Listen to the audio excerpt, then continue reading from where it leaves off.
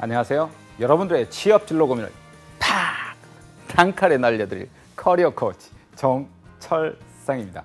오늘은 여러분의 취업 성공을 이끄는 퍼스널 브랜딩 전략에 대해서 한번 이야기 나눠보려고 합니다. 같이 여러분, 저 역시도 사실 누구도 찾지 않던 했던 사람이었었는데요. 요즘은 브랜딩을 인터넷에서는 따뜻한 카리스마라고 하고요. 언론에서는 젊은이들의 무릎팍 도사라는 이런 닉네임까지도 브랜딩 되어 있답니다. 같이 저랑 한번 브랜딩 한번 이야기 나눠보시죠.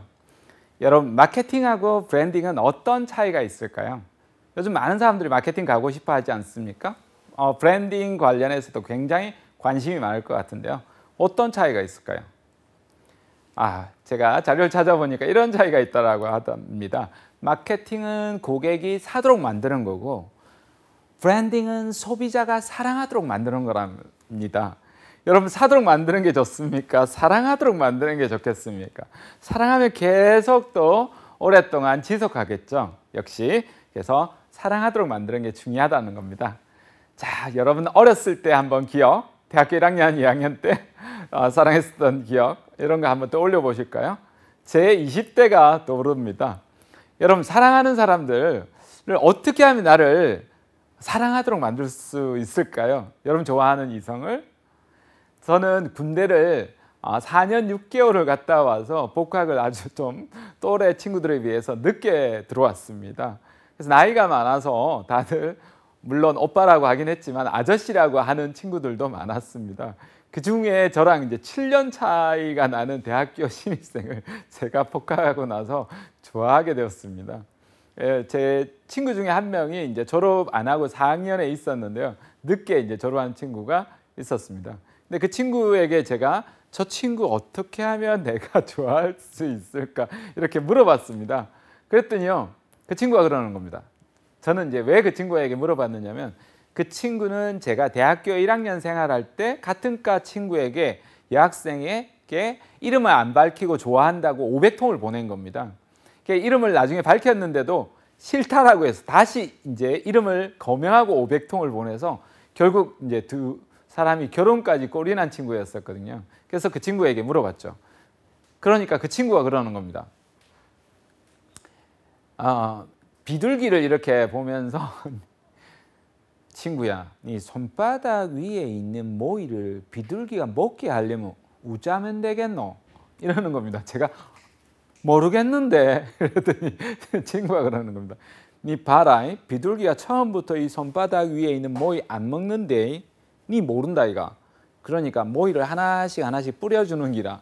그러면서 너무 가까이 가지 말고 조금씩 이렇게 뿌려주면 얘가 조금씩 먹다가 눈도 마주치고 네 얼굴도 익숙해지면 그때 네 위에 올라온다 이렇게 이야기하는 겁니다. 제가 이걸 비둘기 모이 이론이라고 하는데요. 그러니까 평소에 이제 좋아하는 이성이 있으면 그 이성에게 그죠? 필기 못 봤으니까 필기 노트 조금 빌려달라고 하고 나중에 빌려줘서 고맙다라고 이제 커피도 이렇게 사주고 이러면서 자연스럽게 이제 접근을 하라, 그런 뜻이었죠. 그러니까 브랜딩이라는 게 이런 겁니다. 사랑할 수밖에 없도록 만드는 겁니다. 여러분 고객이 나를 찾을 수밖에 없도록 만드는 겁니다. 취업도 마찬가지입니다. 인사 담당자가 여러분을 채용할 수밖에 없도록 만드는 겁니다. 이건 돈도 마찬가지고 성공도 마찬가지고 행복도 마찬가지입니다. 그래서 여러분을 안으로 올 수밖에 없도록 만드는 거죠. 이제 브랜딩이 이런 시스템을 만들어 준다는 겁니다. 저는 이것을 비둘기 모의 이론이라고 합니다. 그래서 여러분을 사랑할 수밖에 없도록 만드는 것이 브랜딩이다. 이렇게 기억을 해주시면 좋겠습니다. 그렇게 해서 저는 사실은 이 학생도 사귀긴 했고요, 사실은. 그렇게 하고 나서 그 다음에 외국인들하고 이제 공부를 해야 되겠다 싶어서 외국인 친구들하고 엄청 친하게 지냈습니다. 저는 이제 가난해서 영어 학원에 다닐 형편이 못 돼서 학교에 있는 외국인 수업이라는 수업을 모두 다 들어가서 들었습니다. 그래서 외국인 친구들하고 워낙 친하게 지내서요.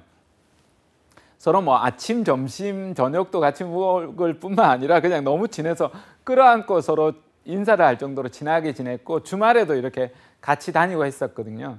물론 저에게 이제 토익 점수라든지 이런 스펙 점수는 높지 않았지만 외국인들하고 자연스럽게 잘 하지 못하지만 그냥 이 의사소통하는 것은 그렇게 어렵지 않게 바디랭귀지와 콩글리시 다 쓰면서 자연스럽게 할 수가 있을 정도로 잘했어요.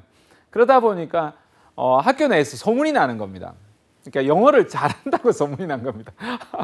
저도 그렇게 생각을 못했는데 하도 외국인하고 많이 다니니까 제가 이제 영어를 잘한다고 소문이 나서 심지어 외국인하고 사귄다라고 소문이 날 정도로 아침, 점심, 저녁, 주말까지 외국인 여자친구들하고 같이 다니니까 그럴 만도 하겠다 이런 생각도 드는데요. 그렇지만 이제 대학교 4학년이 되어서는 취업이 계속 떨어지는 겁니다. 제가 면접을 100번을 떨어졌거든요. 어떻게 해야 되지? 계속 어떻게 해야 되지? 그런데 추천이 이제 들어온 겁니다. 방송국에서 추천이 들어온 겁니다. 방송국에서 외신부를 하나 설립하려고 하는데 외신 기자, 그러니까 일반 기자들을 채용하기는 좀 부담스럽고 그래서 일반 기자에게 외신 뉴스를 맡기려고 하니까 다들 안 하겠다라고 하는 겁니다. 그래서 외신 기자를 또 채용하기에는 좀 부담스러우니까 영어 잘하는 사람을 추천해달라고 우리 대학에 추천이 온 겁니다. 그래서 제가 이제 그렇게 해서 소문이 나서 영어를 잘한다고 소문이 나서 저와 더불어서 다른 친구 이렇게 3명이 물론 이제 그 친구들은 후배긴 한데요. 그렇게 해서 3명이 일을 시작하게 되었습니다. 이런 식으로 시스템이라는 게 계속 부르는 겁니다. 사람을 나에게 올 수밖에 없도록 여러분만의 것들을 만들어내는 것이 시스템이라고 볼 수 있습니다. 자, 브랜딩은 여러분 한 개인에게뿐만 아니라 국가적으로도 대단히 중요합니다. 여러분 코리아 디스카운트라고 들어보셨습니까? 한국이 너무 지나치게 저평가되어 있다는 겁니다. 어느 정도로 저평가되어 있느냐면 임마뉴엘 패스트라이시라는 한국 이름 이만열 교수는 이런 이야기를 합니다. 한국인만 모르는 다른 대한민국에서 이런 언급을 했었는데요. 한국에 이제 디스카운트 되고 있는 이유가 2011년 기준으로 보면 5,560억 불인데 9.3% 정도가 디스카운트 되어 있다는 겁니다. 이것을 금액으로 따져보면 무려 58조 원 정도 더 벌 수가 있는데 한국이라는 메이드 인 코리아 하면 더 올라가야 되는데 그 평가를 못 받아서 58조 원이라는 겁니다. 너무 놀라운 수치 아닙니까? 또는 여러분이 뭐 한 개인이 한 이야기니까 설마 58조 원 이렇게 생각하실지 모르겠지만 여러분 실제로도 그렇습니다. 주가 평가를 할 때 PER이라는 게 있는데요. 증권시장의 주가 수익률이라는 겁니다. 이걸 이제 세계적인 기관에서 MSCI에서 국가별로 조사를 했는데요. 보시면 도표를 보시면 한국이 9.84로 가장 낮은 수치인데요. 인도보다도 훨씬 더 3배 정도가 저평가가 되어 있다는 겁니다. 이 말은 뭐냐면 자 여기에는 보면 무려 28%가 저평가되어 있다는 건데요. 아까 58조 원이라고 했죠. 3배로 하면 무려 150조 원 이상이 우리나라가 저평가되어 있다는 겁니다. 그래서 우리 국가적으로도 우리 브랜드를 올려나갈 필요가 있다는 겁니다. 브랜딩이 그 정도로 이제 중요한 요소라고 볼 수 있는데요. 이렇게 한국이 저평가되고 있는 이유가 한 5가지 정도로 이렇게 볼 수가 있겠습니다. 여러분 뉴스에서 많이 보는 북핵이라든지 남북 분단 대치 상황에 대한 외국인들이 바라볼 때는 이게 불안정한 요인이라는 겁니다. 지정학적 요인으로 대단히 불안정한 요인이 있다. 전쟁이 일어날 수 있다라고 이렇게 생각하기 때문에 경제, 관광 모든 부분에서 영향이 미친다는 겁니다. 두 번째로 한국의 이제 대기업 집단이 대단히 이제 지배 구조가 좀 불안정하기 때문에 회사가 잘못하면 정책에 따라서 또 국민들의 어떤 인식에 따라서 휘청해서 넘어갈 수 있다 이렇게 바라보는 시각이 두 번째가 있고요. 세 번째 노사 관계가 치열하게 대립 관계에 있다는 겁니다. 서로가 이제 공생 관계가 아니라 대립 관계에 있으니까 기업을 설립하려고 해도 겁이 난다. 한국에서는 기업하기 어렵다. 이런 인식이 있다는 겁니다. 네 번째가 한국의 정치에 대한 불안정성이 너무 높기 때문에 이런 정치적인 여건 때문에 경제적 상황이 돌변할 상황이 많다라고 이제 본다라는 거죠. 마지막으로 한국 고유의 정체성이 없다는 겁니다. 브랜드에서 가장 중요한 게 아이덴티티라고 하는데요. 이게 한국이라는 게 도대체 무엇이냐? 어떤 나라냐? 한국인 하면 어떤 게 떠오르냐? 한국 하면 어떤 모습이 떠오르냐? 이랬을 때 잘 안 떠오른다라는 것이 이것이 우리 한국 브랜드의 치명적인 디스카운트 요인이라는 겁니다. 자, 그러면 이것이 비단 우리나라만의 이야기일까요? 브랜드 하면 이제 기업들이 많이 이야기를 하는데요. 이게 기업들만의 이야기일까요? 그렇지 않다라는 겁니다. 국가도 중요하고요. 기업도 중요하지만 여러분 한 개인도 내가 어느 정도 브랜드 되어 있느냐에 따라서 몸값이 달라진다는 겁니다. 여러분의 이름을 많이 사람들이 알아주면 알아줄수록 몸값이 올라간답니다. 물론 그것이 부정적으로 이제 이름이 너무 많이 알려지면 당연히 그것은 몸값이 아니라 아주 안 좋은 영향력을 끼치겠지만 대체로 여러분이 긍정적인 영향을 끼치게 되면 높은 몸값을 결정하는 중요한 요인, 그것이 바로 브랜딩이라는 겁니다. 자, 그러면 우리 브랜드에 대해서 한번 알아볼까요? 우리가 브랜드 하면 이렇게 이제 기업적인 측면이나 상품적인 측면만 바라보지만 그렇지 않다는 겁니다.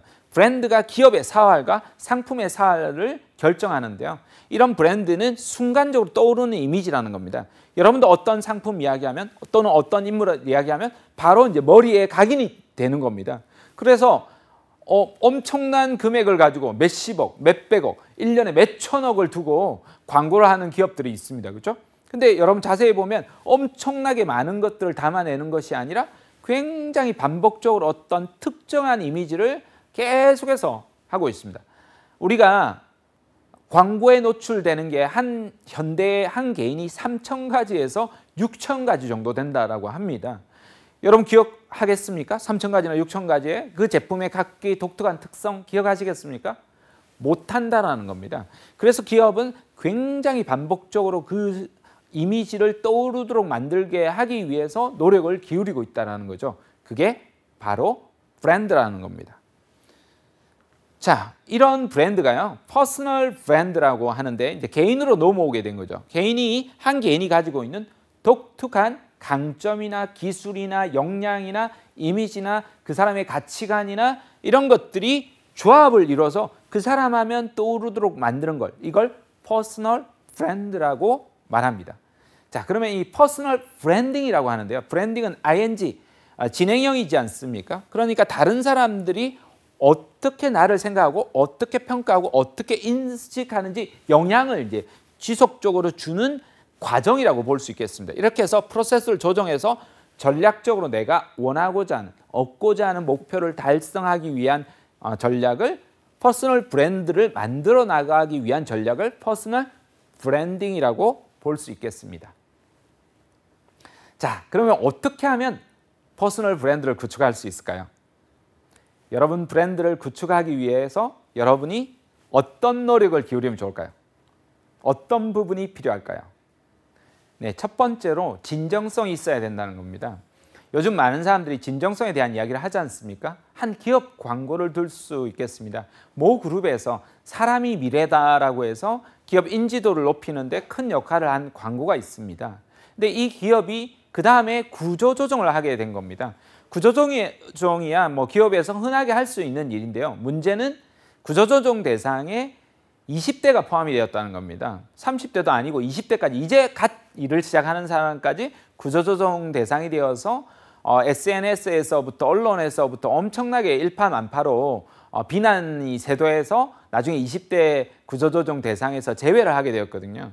그런 것처럼 이 이미지와 현실하고 이런 것이 연결이 되고 매칭이 되는데 그러지 못했다라는 사례로 들 수 있습니다. 그 다음에 최근에 뜨고 있는 기업 중에 하나가 오뚜기라는 기업이 있습니다. 요거는 기업명을 제가 구체적으로 언급하는데요. 아무래도 긍정적인 사례다 보니까 한번 언급해보고 싶습니다. 재산을 상속하면서도 1,500억을 다 또 증여하면서 했었고요. 또 청소부 아주머니부터 해서 직원 모두가 단 한 명도 비정규직이 없다라는 겁니다. 그러니까 저도 그런 생각이 드는 겁니다. 상품을 고를 때 아니 그렇게까지 고객을 직원을 생각하는데 상품도 얼마나 신경 쓸까 이런 생각이 들어서 요즘은 마트에 장 보러 가면 오뚜기 상품이 손이 가더라니까요. 실제로 저 같은 사람이 많아서 그런지 매출이 분기별로 1,000억 원이 넘었다라는 겁니다. 보통 연도보다. 그런 것처럼 이런 진정성 있는 기업가 상품이나 이런 인물들이 이제 주목을 받는다라는 겁니다. 그래서 여러분들이 끊임없이 이제 진정성을 발휘하는 것이 좋고요. 이제 상담해서 이제 대학교 관계자분한테 들은 이야기입니다. 이분은 그 상담 온 여대생 중에 하나가요. 대학 승무원이 되고 싶어서 고등학교 때부터 대학교 때가 졸업할 때까지 열심히 했는데 작은 소형 항공사에서 다 떨어졌다는 거예요. 그게 왜 떨어졌는지 모르겠다라고 할 정도로 선생님들도 어려워하고 상담사들도 어려워한 거예요. 근데 왜 떨어졌는가 이렇게 분석을 해보니까 이 친구가 말도 잘하고요. 소위 말하는 영어도 잘하고 제2외국어도 잘하고 외모도 괜찮아요. 성격도 괜찮아요. 근데 왜 떨어졌을까? 이제 분석을 해보니까 이 친구가 똑같더라는 겁니다. 그 말이 뭐냐면 다른 지원자들과 똑같은 정말 승무원스러운 모습과 승무원스러운 말투와 그런 랩시와 이런 생각들을 끄집어내니까 안 좋더라는 겁니다. 요즘 승무원 양산학원들이 많지 않습니까? 물론 뭐 과거에는 없었을 때는 그게 이제 프리미엄이 됐을 수 있겠지만 이제 너나 할 것 없이 모든 사람이 이렇게 받는 상황에서는 오히려 그게 이제 불리한 요소가 될 수 있다는 겁니다. 색깔이 안 드러나는 거죠. 자기 색깔이 안 드러나는 거죠. 그러다 보니까 이 친구가 너무나 승무원답게만 이야기를 하다 보니까 똑같은 사람으로 이제 취급을 받아서 탈락이 된 겁니다. 근데 이제 그것을 이제 찾아내서 온전하게 내가 얼마나 승무원이 되고 싶었는지 그런 말투도 빼고 맵시도 지나치게 승무원스럽게 안 하고 오히려 자연스럽게 해가지고 진정성 있게 다가갔더니 오히려 더 좋은 항공사에 채용이 되었답니다. 그런 것처럼 진정성 있는 태도와 말투와 어조를 가지는 것이 접근하는 것이 훨씬 더 높은 브랜딩 효과도 있고 취업에서도 성공 요인이 된다는 겁니다. 저는 고향이 이렇게 제 억양을 들어보시면 아시겠지만 서울 근처에 부산입니다. 부산 억양이 많습니다. 정말 부산에 있어서 야구를 좋아했었는데요. 그래서 제가 가고 싶었던 기업이 롯데그룹이었습니다. 꼭 롯데그룹을 나는 어렸을 때부터 가야 되겠다 이런 마음이 있었거든요. 중학교 2학년 때부터 좋아해서요. 제가 대학을 졸업하는 순간에 와 롯데가 이제 롯데백화점이 들어선 겁니다. 와 다행이다. 1,800명 대규모 공채입니다. 그래서 어쩐지 제가 최종 파이널 면접까지 올라갑니다. 그래서 최종 면접에서 제가 그렇게 외쳤습니다. 저는 어린 시절부터 프로야구단이 창설된 이후로 오로지 롯데만을 응원해왔습니다. 졸업하는 이 순간 영원한 롯데맨이 되겠습니다. 그랬는데 탈락 이렇게 하는 겁니다. 목소리가 크다고 탈락된 건 아니고요. 진정성이 있다라고 하더라도 그에 뒤따르는 행동과 결과가 있어야 되는데요. 그러지 못하지 않았나 이런 생각이 듭니다. 그러니까 제가 이제 백화점을 들어가기 위한 저의 역량이라든지 지식이라든지 경험이라든지 이런 부분이 전혀 없었던 거죠.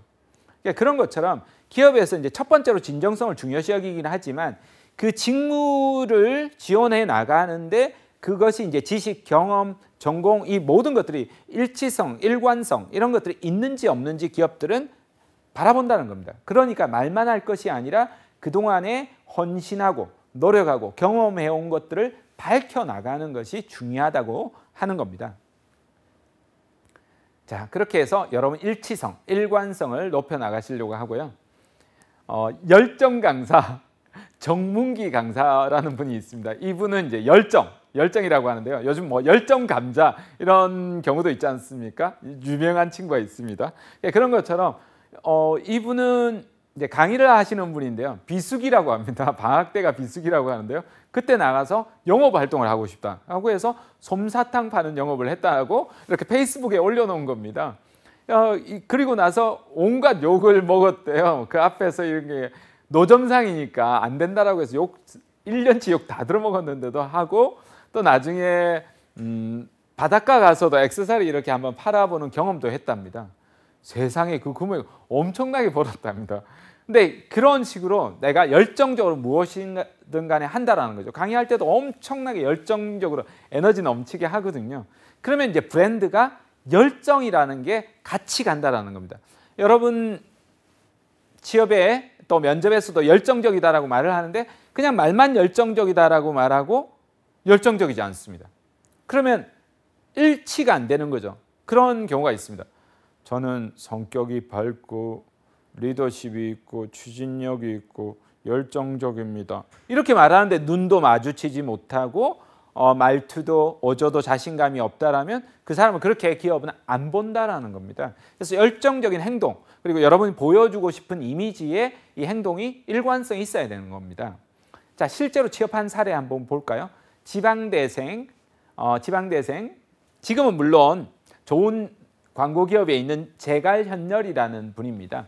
이 청년은요 대학교 생활할 때 광고업 특성상 학벌이나 이런 부분을 많이 따지거든요. 근데 이 친구가 600권 이상, 권수를 이야기 안 했는데 거의 1000권도 될 수 있지 않을까 이런 생각이 드는데요.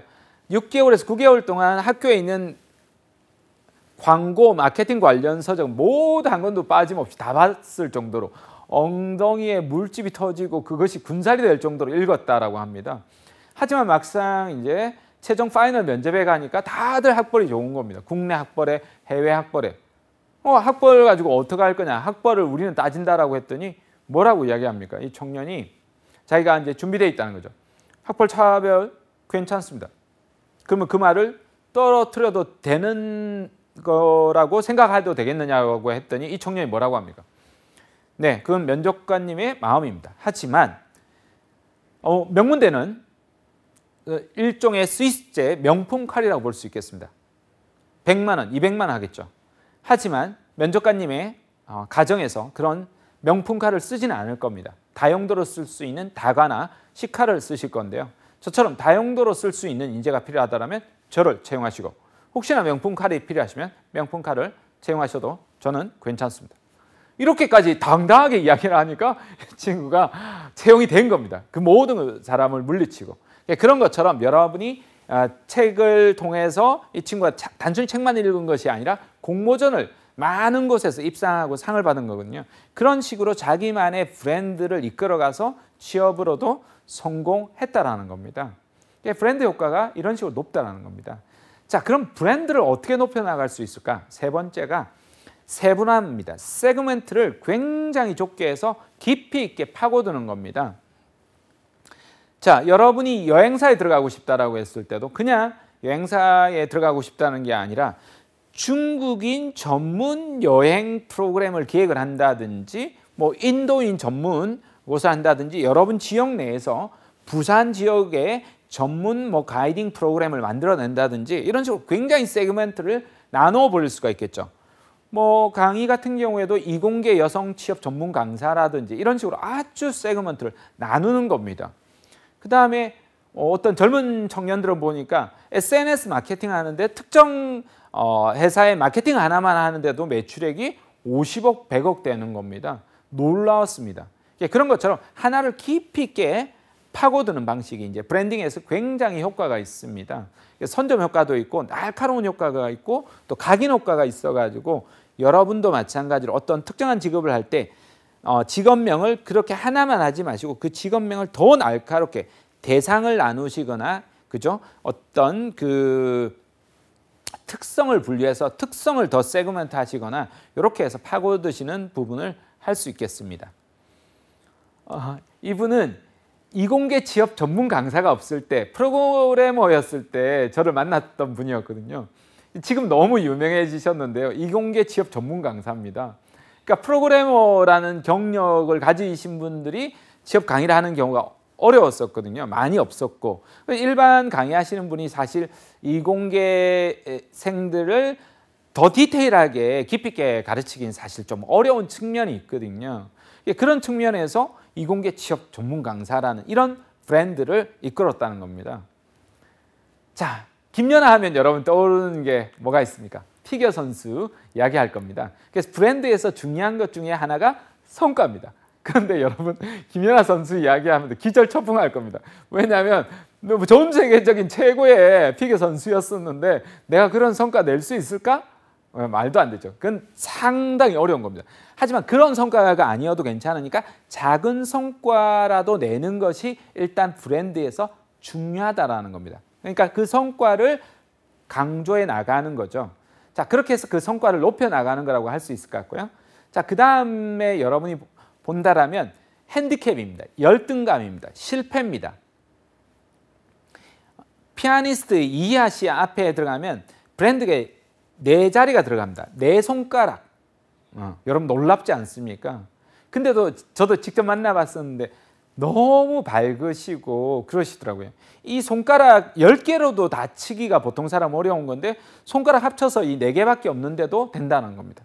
그러니까 가장 유명한 자기의 역경을 디딘 피아니스트 중에 한 사람이 되는 거죠. 이런 것처럼 브랜딩 하는데 나의 실패나 역경이나 잘못이나 실수나 이런 것도 브랜드를 하는데 중요한 요인 중에 하나라는 겁니다. 그 다음에 세 번째가 이제 그런 마인드, 자세와 태도입니다. 택시기사 중에서 가장 유명하신 분 중에 한 분이 정태성 총장님인데요. 이분은 아침에 일어날 때마다 가슴이 설렌다라고 합니다. 여러분 아침에 일어났는데 오늘 아침에 난 오늘 하루를 어떻게 살아갈까? 너무 가슴이 설레요. 이러면서 여러분 일어나신 분들 있습니까?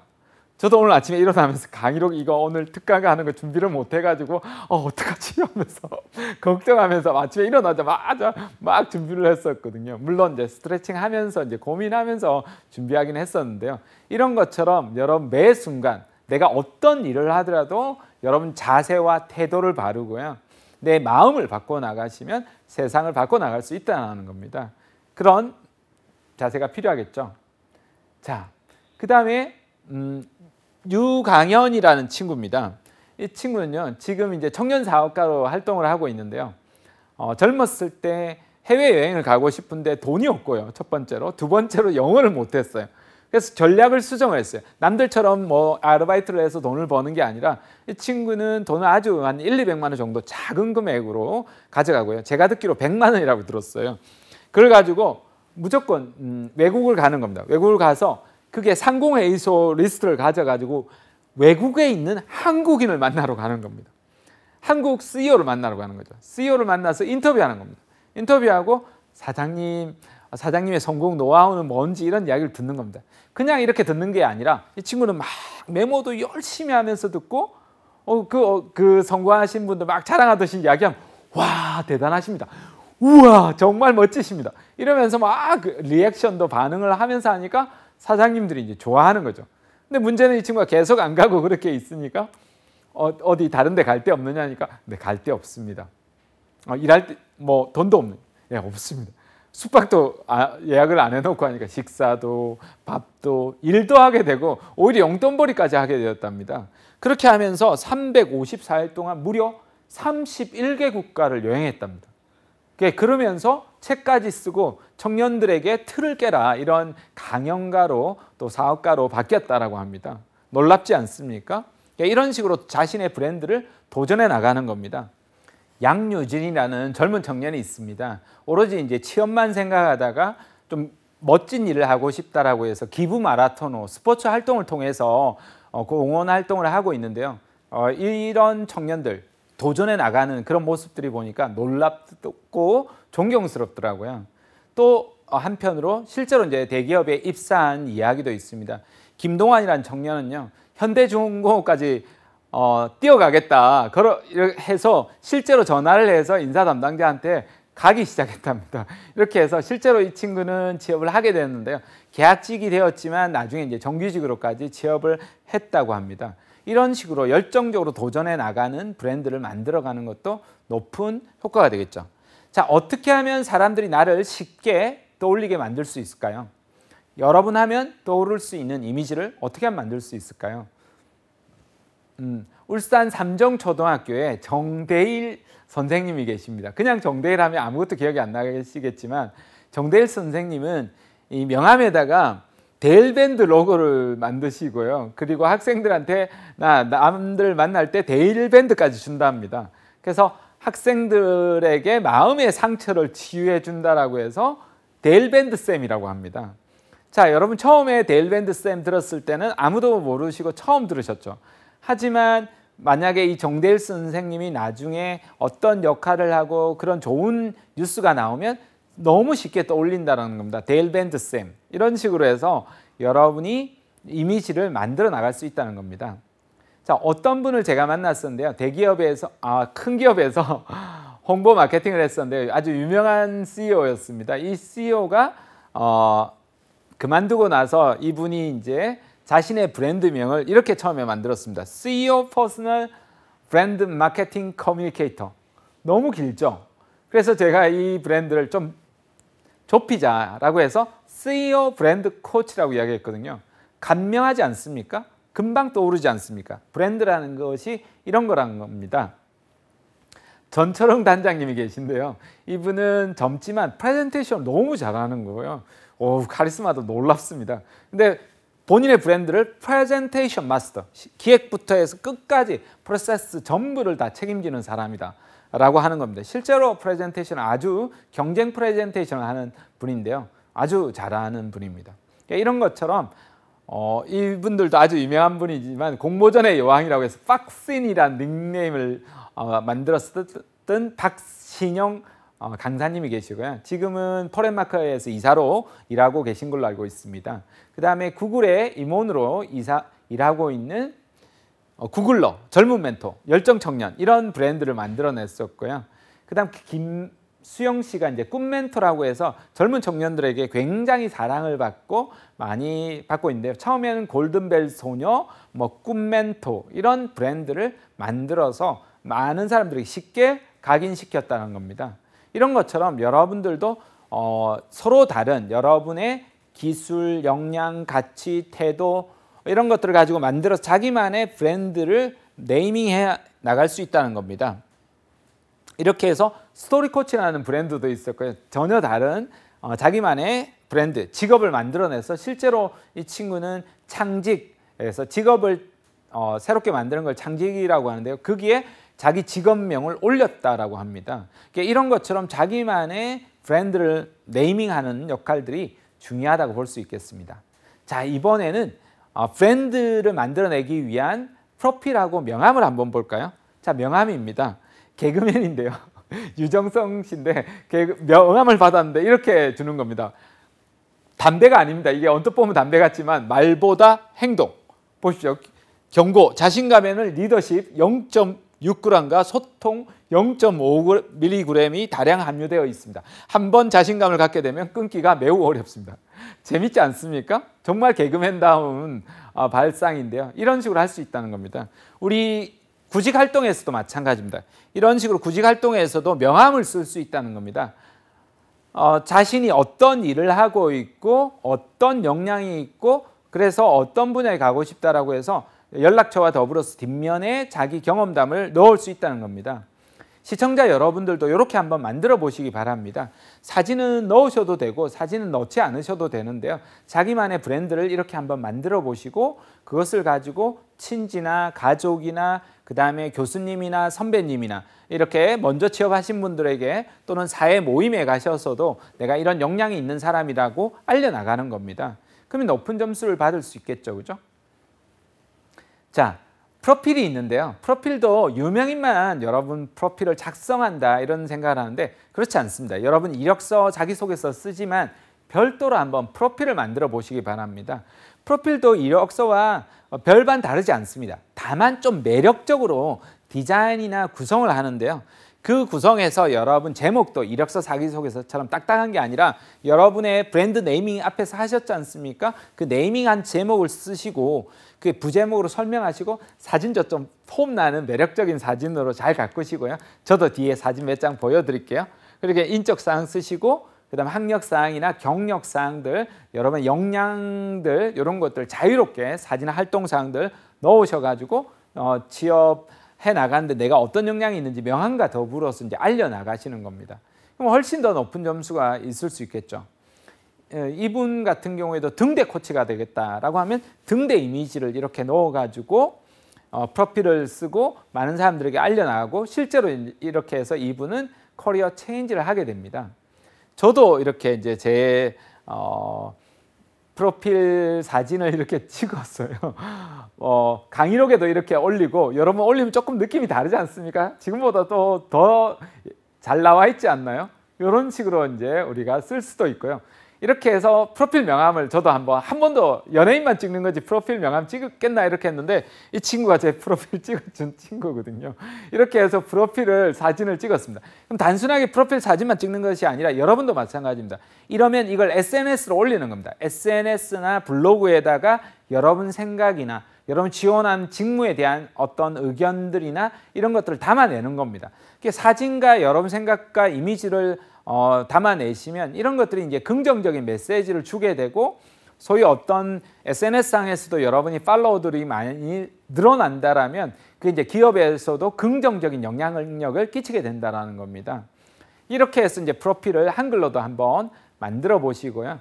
그것을 이런 텍스트보다는 가능하면 이미지로 좀 모아두시고 여러분들 그런 이미지를 바탕으로 해서 내가 어떤 활동을 했는지 기업에 입사 지원할 때도 별도로 한번 보여줄 수 있다는 겁니다. 이 친구는 스토리 코치, 앞에서 우리 이야기했죠. 스토리 코치라는 브랜드 닉네임을 만들었는데요. 이 친구의 이제 자기소개를 보면요. 회사를 이제 운영하고 있는 회사 대표입니다. 근데 어렸을 때부터 성공시대가 관심이 많았다는 겁니다. 어린아이들은 성공시대 별로 관심이 없는데 어떤 사람은 어떻게 해서 왜 성공했을까? 늘 사람들의 스토리에 관심이 있었다는 겁니다. 어떤 사람은 왜 매력적으로 들리고 어떤 사람은 왜 매력적으로 들리지 않을까? 이렇게 늘 스토리에 관심이 있었고 그것을 통해서 스토리를 만들어주는 사람, 스토리 코치가 됐다는 겁니다. 이런 식으로 스토리를 하니까 프로필에 막 쓴 것보다 굉장히 또 매력적으로 보일 수 있는 겁니다. 자, 이번에는 소셜 브랜딩, SNS를 통해서 퍼스널 브랜딩 하는 방법을 한번 알아보겠습니다. 자, 여러분 SNS 활동이요. 퍼스널 브랜딩 하는데 긍정적인 영향력을 끼칠까요? 아니면 부정적인 영향력을 끼칠까요? 여러분 생각은 어떠세요? 대부분 사실 반반 정도가 나옵니다. 그 이유는 어떻게 쓰느냐에 따라서 이게 독이 될 수도 있고 어떻게 쓰느냐에 따라서 약이 될 수도 있다는 겁니다. 자, 그럼 약이 되려면 아무거나 마구 이렇게 쓰기보다는 여러분이 아주 유명인이라면 아무거나 마구 써도 괜찮습니다. 하지만 그렇지 않다라면 조금 신경 써야 됩니다. 그러니까 적어도 50% 정도는 나는 어떤 사람이다라는 정체성, 여러분의 브랜드의 이야기가 들어가야 된다는 겁니다. 그것은 좋아요를 많이 누르든 안 누르든 아무 상관이 없고요. 여러분의 이미지를 담아내는 겁니다. 그 이미지를 담아내고 여러분 생각을 담아내기가 좋은 도구 중에 하나가 저는 블로그라고 생각합니다. 물론 SNS 굉장히 많이 쓰지만 기본적으로 블로그를 중심으로 글을 중심으로 저는 조금 쓰길 권합니다. 저는 이제 블로그를 쓴 지가 벌써 한 10년 정도가 되었는데요. 저보고 많은 사람들이 파워 블로그라고 합니다. 그래서 저도 블로그에 상도 많이 받고요. 이런저런 상도 많이 받고 심지어 방문자가 1000만 명 이상이 넘어가지고 미국의 오바마 대통령이 한국에 왔을 때 초대받아 갈 정도였답니다.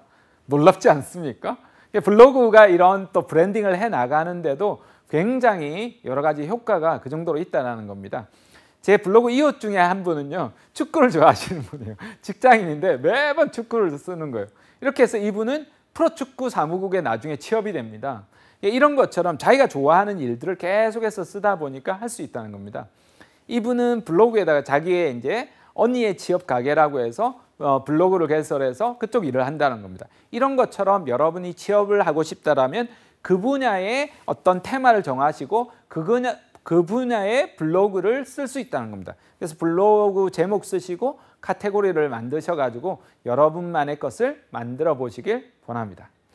자, 퍼스널 브랜드 구축하기 위한 전략 굉장히 좀 빠르게 왔는데요. 어떠셨나요? 기억나시나요? 오늘 나눈 이야기들 한번 볼까요? 제가 나눈 이야기가요. 오늘 첫 번째로 진정성 있는 태도를 가져라. 그래서 너무 좋은 것만 보여주려고 하기보다는 좀 실수하고 잘못한 것도 보여주는 것도 중요하고요. 다만 진정성 외에도 여러분이 그게 실제로 현실하고 여러분 자신하고도 연결이 될 수 있는 일치성과 일관성을 가져야 된다고 말씀을 드렸습니다. 다음 세 번째로 이것을 가지고 여러 분야가 아니라 한 분야를 굉장히 깊숙하게 세그멘트를 이렇게 잡으시라고 제가 말씀을 드렸고요. 그 다음에 여러분이 이 유명한 사람이 되어라. 한 분야에. 그게 뭐 엄청난 성과가 아니어도 괜찮으니까 작은 성과도 괜찮고요. 어떤 태도를 내는 것도 괜찮고 한번 해보라는 겁니다. 그 다음에 끊임없이 여러분이 도전했던 그런 부분들을 보여주시고 도전해 나가시고요. 그 다음에 여러분들이 자신의 그 도전해 나간 과정이라든지 여러분 비전, 꿈을 향해서 나갔던 과정에서 스토리를 만들어 보시고 마지막으로 소셜 브랜딩을 통해서 만들어 보라는 거였습니다. 사실 브랜드는 남이 되는 것이 아닙니다. 온전하게 자기 자신이 되는 것이 가장 중요하다고 몽테뉴 같은 분도 말씀합니다. 그래서 여러분 안에서 가장 자연스러운 것들을 끌어내시길 저도 응원해 나가겠습니다. 그러면 성공해 나가실 겁니다. 지금까지 커리어 코치 정철상이었습니다. 감사합니다.